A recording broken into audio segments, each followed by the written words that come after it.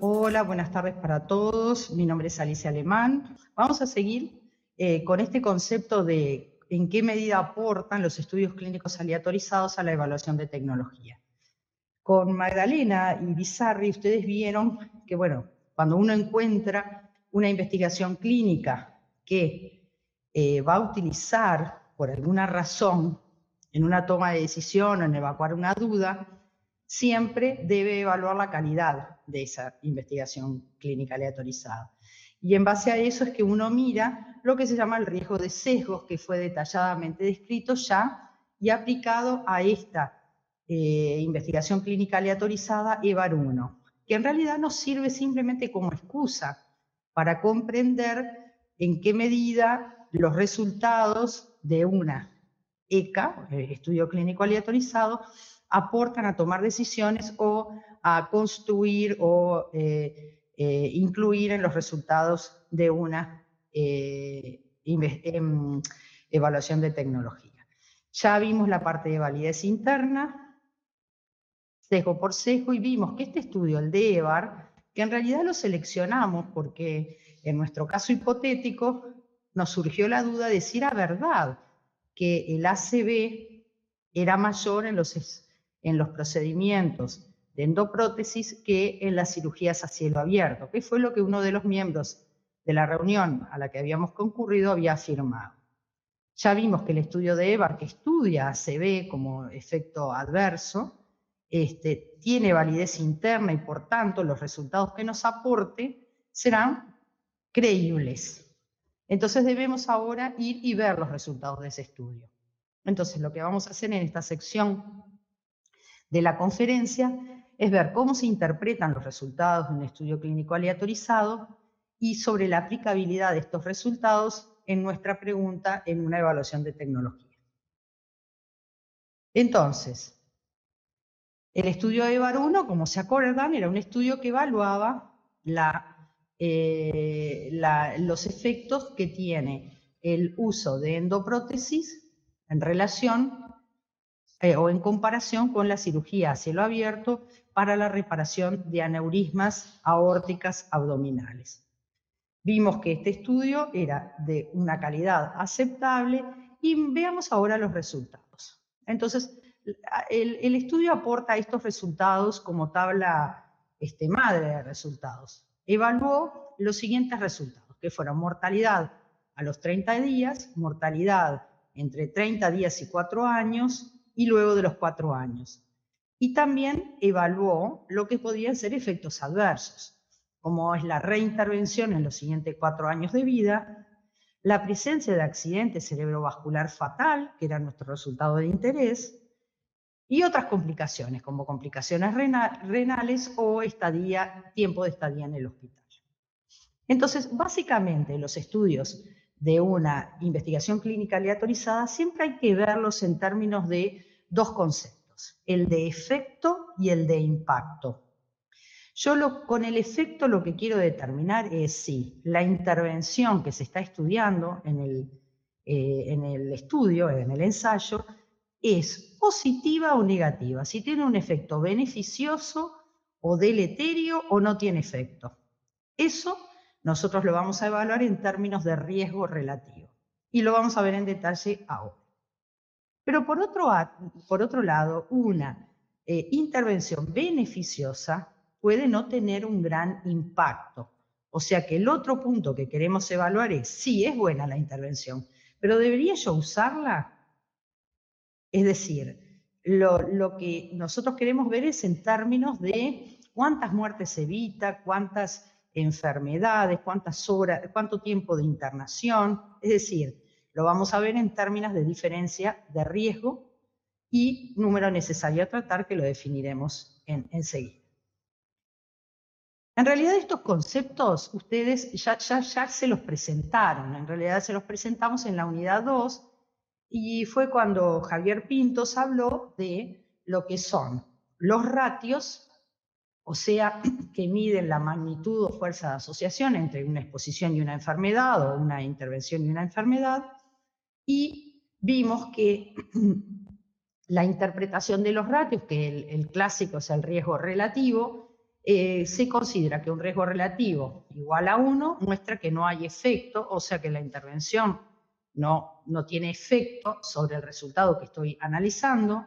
Un riesgo relativo mayor de 1 habla de un aumento en el riesgo, digamos así, del grupo de individuos que está recibiendo la intervención o que está expuesto a un factor de riesgo, y un riesgo relativo menor de 1 es una disminución de ese riesgo. Depende qué es lo que yo esté mirando, el que yo quiera que el riesgo relativo, o me interese que el riesgo relativo sea mayor que 1 o menor que 1. Si yo lo que pretendo es aumentar un resultado favorable, como podría ser, yo qué sé, la lactancia, yo quisiera que mi exposición aumentara el riesgo, entre comillas, de lactancia.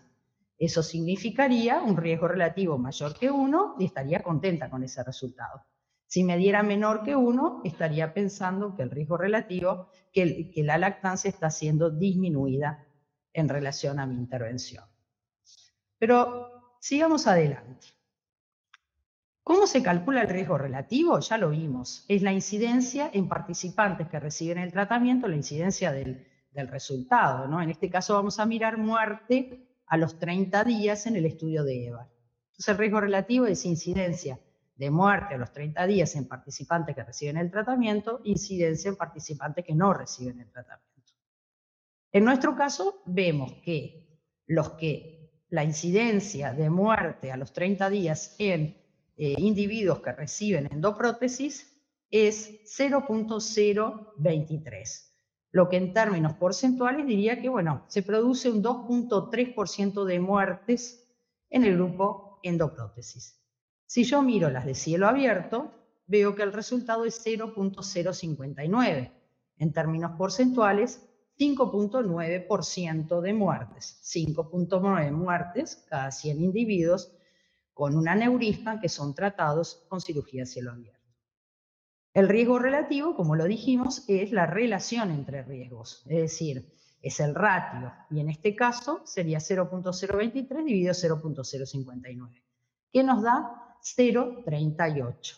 ¿Y qué significa este 0.38? Bueno, podemos deducir de lo que vimos en la diapositiva anterior que lo que yo estoy analizando es muerte, y por tanto, si me da un valor menor que 1, estoy viendo que hay menor riesgo de muerte en el grupo al que le estoy haciendo la intervención de interés, aplicación de una endoprótesis, que en el otro. Y por tanto, eso sería positivo. Pero veamos más en detalle. El riesgo, como dijimos, es menor que 1. Y si uno lo pone en palabras, esto implicaría que el uso de endoprótesis reduce el riesgo de muerte en el primer mes, comparado con la cirugía a cielo abierto.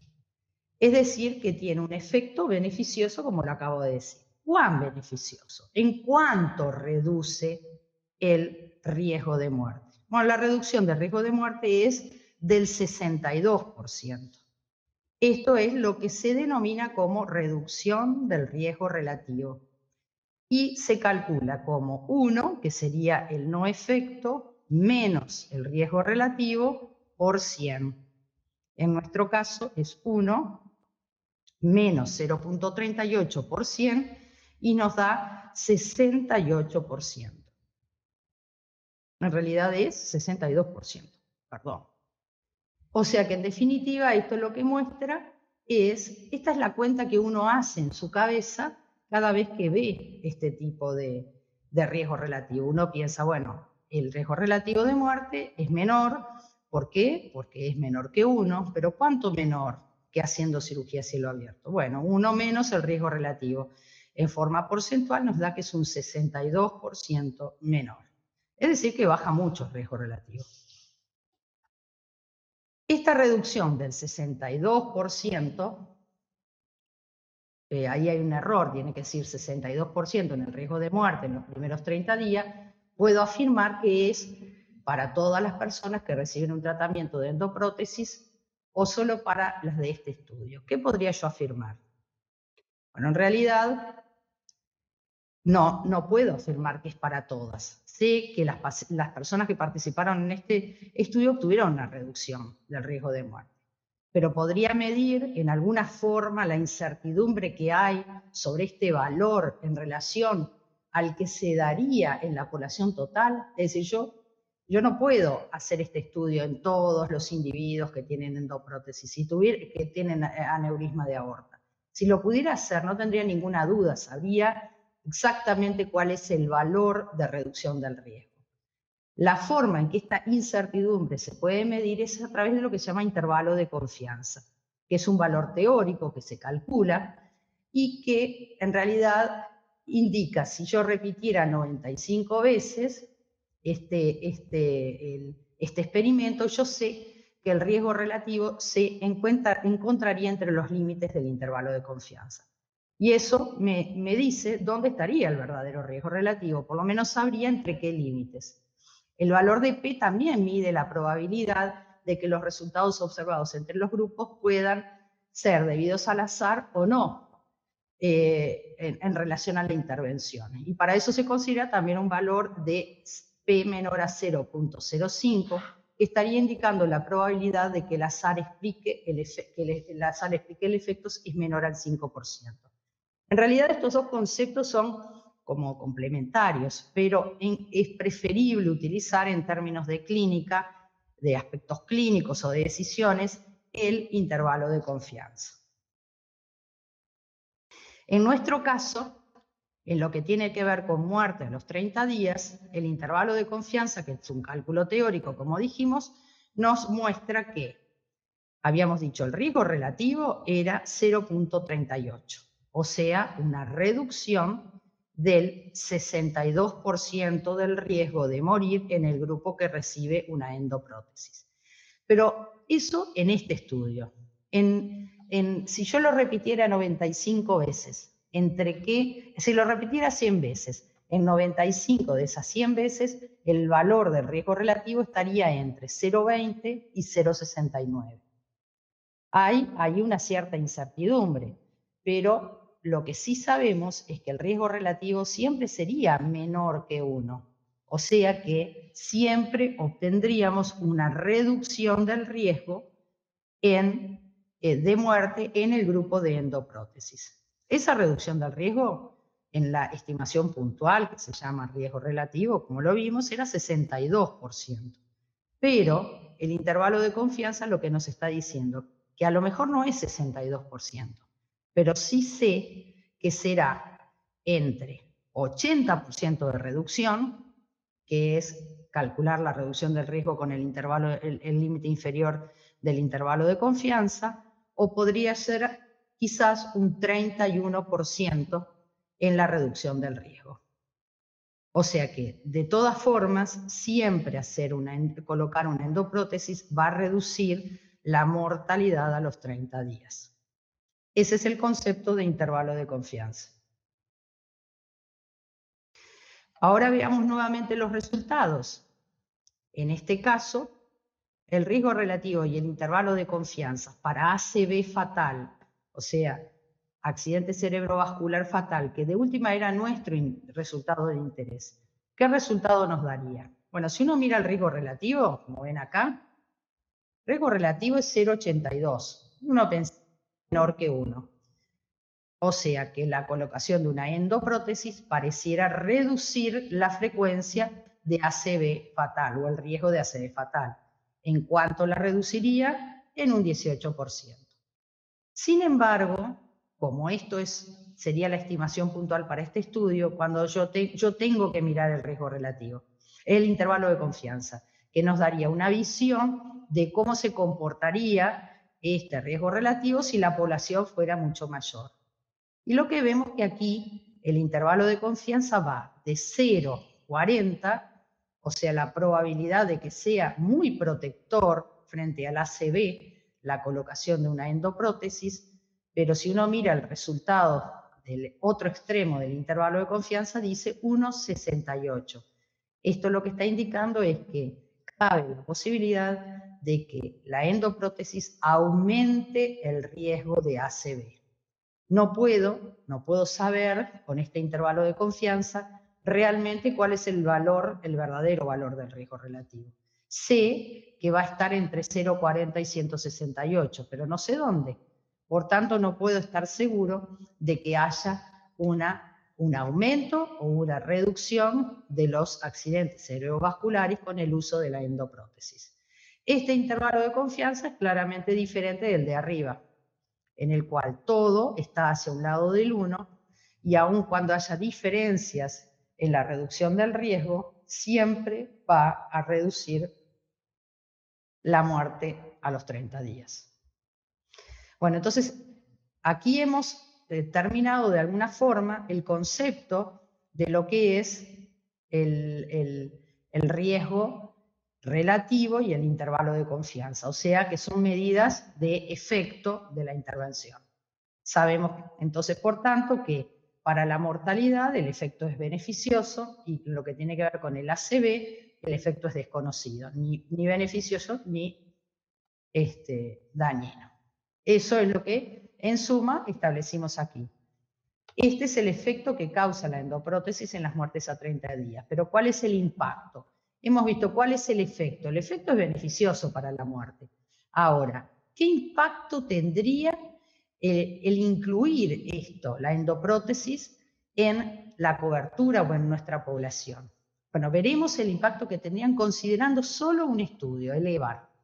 No era el motivo que nos llevó a mirar este estudio. Nuestro principal motivo era ver qué pasaba con el ACV. Pero como hemos analizado el resto, bueno, vamos a ver. Sabemos que reduce la mortalidad en el primer mes, veremos qué pasa con el impacto. Entonces, expliquémosles un poco mejor. Esta tabla muestra de alguna manera los resultados de un estudio que se ha hecho que tiene que ver con la administración de aspirina a poblaciones con hipertensión arterial para prevenir el infarto de miocardio. Si nosotros miramos, aquí se han corrido los óvalos, pero si nosotros miramos aquí lo que tenemos es el riesgo basal, es decir, una persona que no toma aspirina y que es un hipertenso, ¿qué riesgo tiene de hacer un infarto? Bueno, 67,9. No son datos reales, son datos modificados con fines didácticos. Y si toma aspirina, el grupo experimental, ¿cuál es el riesgo? El riesgo es 37,4, evidentemente menor. Estamos viendo, con aspirina hay menor riesgo de infarto que sin aspirina. Si yo calculo el riesgo relativo, lo que yo esperaría es que sin duda el riesgo relativo fuera menor que 1. Estoy dividiendo un número más chico entre uno más grande. Por tanto, voy a obtener un riesgo menor que 1. Efectivamente, 0,55. Y de acuerdo a lo que hemos visto, esto lo que quiere decir que hay una reducción del riesgo del 45%. El riesgo relativo, como dijimos, es del 0,55. Es decir, que hay una reducción del riesgo de tener infarto en la población de estudio que recibe aspirina del 45%. Es decir, que tiene un efecto protector la aspirina, si uno mira este tipo de datos. El intervalo de confianza va entre 0,50 y 0,60. Es menor que 1 tanto en su límite superior como en el inferior. Entonces, por tanto, podemos asumir que el riesgo de tener infarto es menor en los que reciben aspirina, pudiendo estar entre un 50% menos o un 40% menos si se los compara con el riesgo de los que no reciben aspirina. Sin embargo, nos podríamos plantear, ¿debemos dar aspirina a todos los hipertensos? Bueno, esto puede ser complicado, ¿no? No solo porque, bueno, hay que agregar un fármaco y esto significan costos, sino porque la aspirina tampoco es totalmente inocua. Todos sabemos que la aspirina genera irritación gástrica, puede producir sangrados. Por tanto, es importante conocer no solo el riesgo, que el riesgo es la probabilidad de que se produzca un daño, sino el número de individuos, el impacto que tendría el uso de aspirina para evitar infartos. Es decir, no cuál es la probabilidad que recibiendo aspirina un grupo de individuos desarrolle infarto agudo de miocardio, sino en realidad cuántos individuos tenemos que tratar para evitar un caso de infarto. O dicho de otra manera, cada 100 individuos que tratamos, ¿cuántos evitaremos que tengan infarto? Esto es lo que se conoce como reducción del riesgo absoluto. Entonces vamos ahora a lo que se llama el cálculo de la reducción del riesgo absoluto. Es decir, me voy a centrar en esta parte de la tabla. Ya no voy a dividir los riesgos como lo hice. Acá lo que me interesa saber, si yo parto de este riesgo, si le aplico aspirina, ¿en cuánto reduciría este riesgo? Eso se calcula riesgo absoluto del grupo control menos riesgo absoluto del grupo tratamiento. Y en este caso, ¿cómo sería? Bueno, haciendo la resta de esos riesgos relativos, de esos riesgos absolutos. 0,68 es en el grupo que no recibe aspirina, 0,37 en el grupo que sí recibe aspirina, por tanto, 0,31 es la reducción del riesgo. Es decir, que yo, si a estos les doy aspirina, puedo reducir esta cantidad de individuos sin infarto del miocardio. El intervalo de confianza, otra vez menor que 1, lo que nos habla de que es significativa esta resta, no es debida al azar. Entonces lo que vemos es una reducción del 31% en el riesgo absoluto de infarto agudo de miocardio en los individuos que no reciben aspirina. Si yo les doy aspirina, reduzco en un 31%.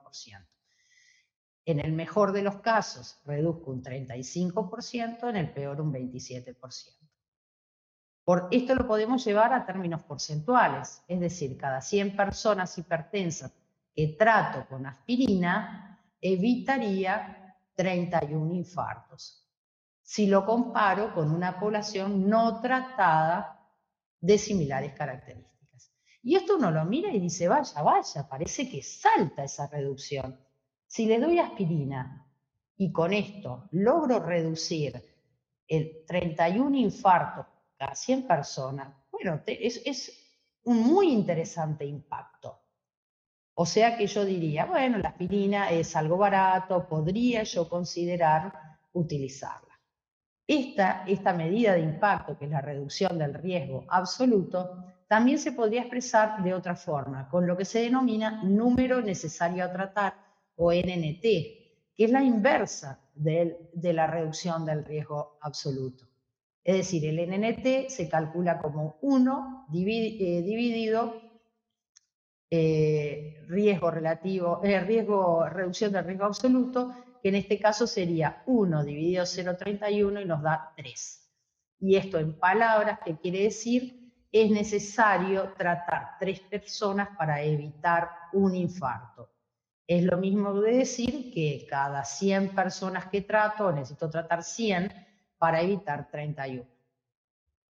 Esta terapéutica, si estos datos fueran reales, pueden considerarse de alto impacto. Pero veamos la nuestra. Veamos qué pasa con la endoprótesis.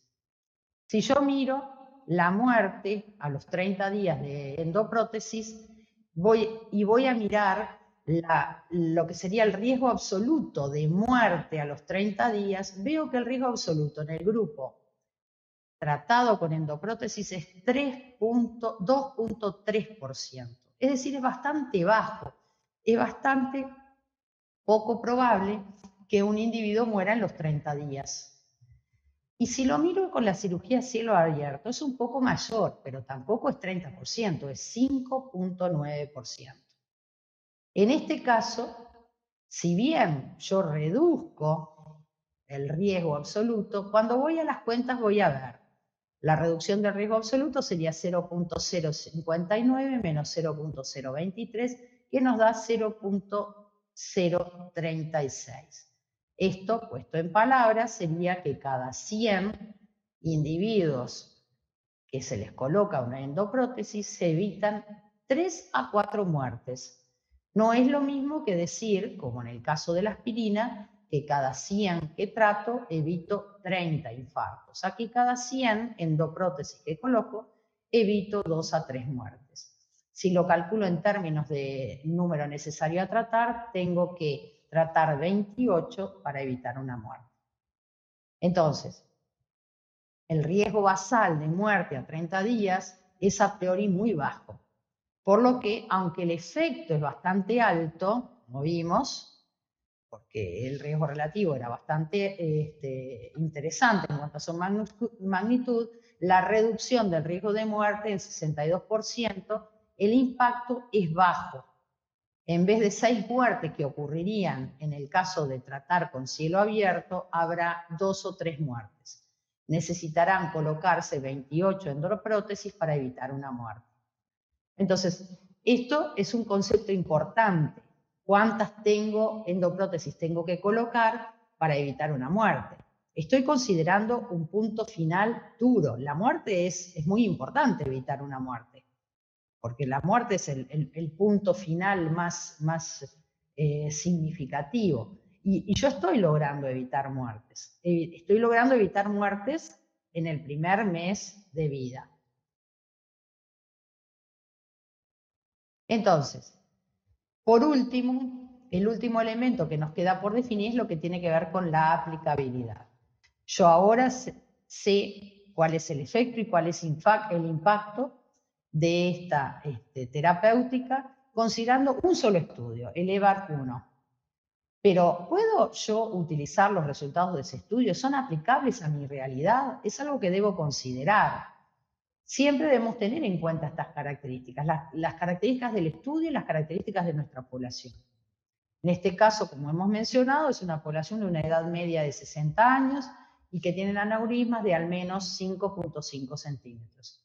Esto tenemos que tener en cuenta al pensar en la aplicabilidad de estos resultados.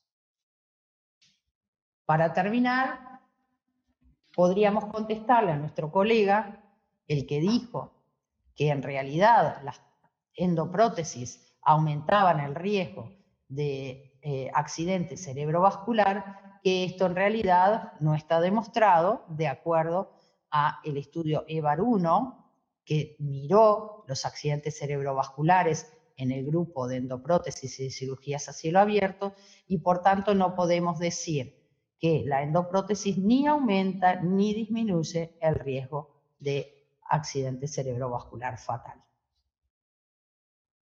Muchas gracias y nos seguimos viendo.